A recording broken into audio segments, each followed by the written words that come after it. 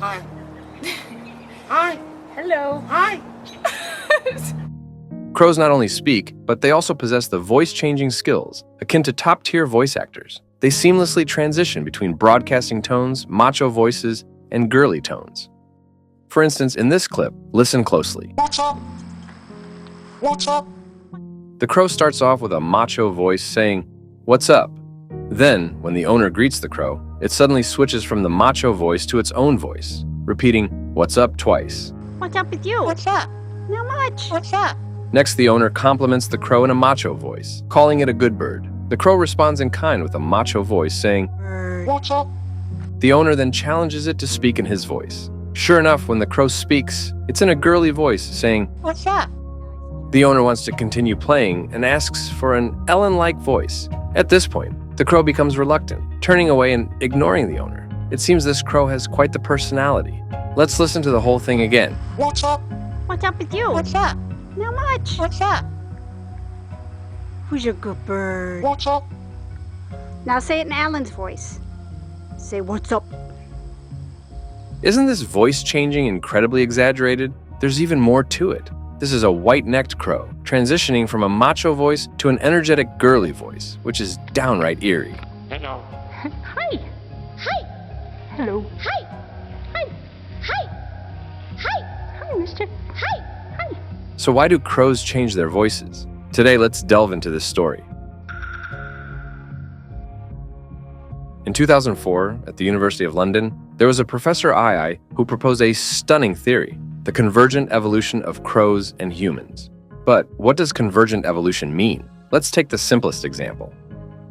What do you see in this animal? Clearly, it looks like a mouse, but in fact, it has nothing to do with mice. It's a close relative of elephants and polar bears, the shrew. The godfather shrew from Zootopia is one of these creatures.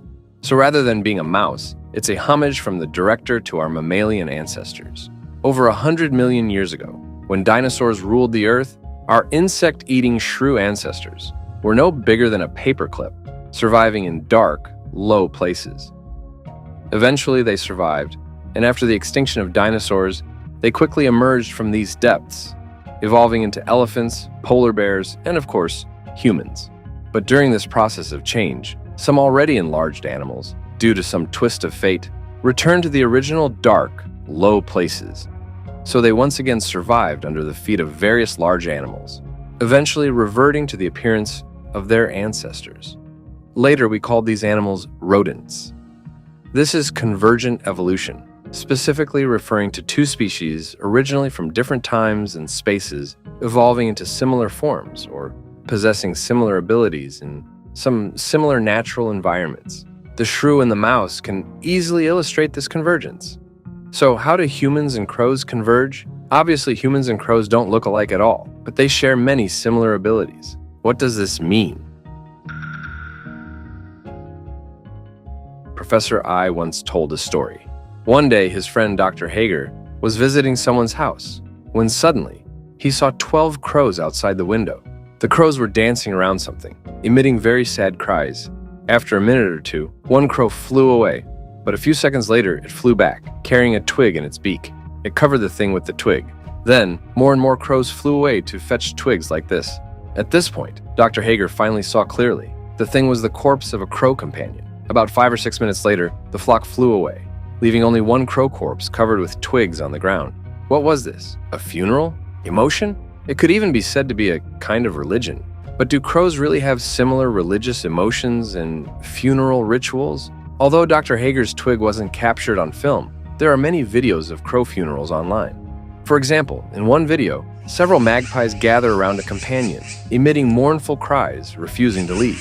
Just to clarify, magpies are also a type of crow.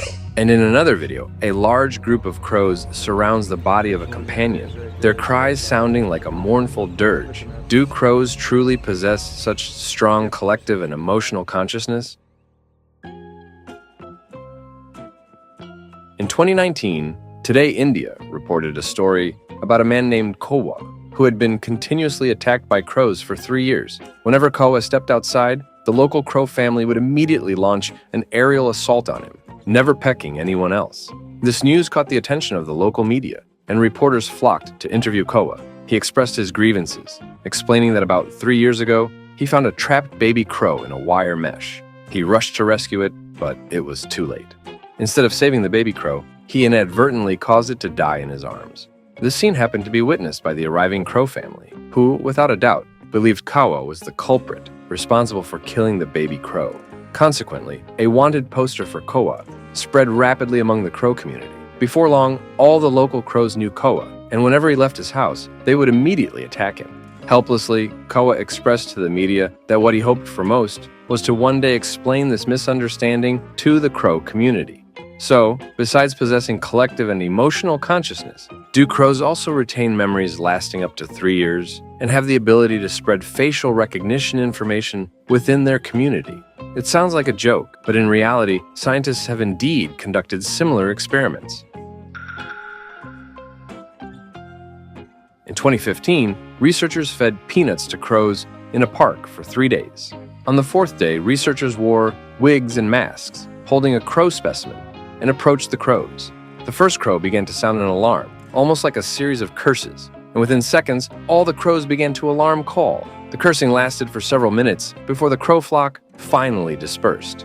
The next day, when the researchers removed their wigs and masks to continue feeding peanuts to the crows, it was evident that the crows were more vigilant than before, seemingly judging whether this person was the one who murdered their companion the day before.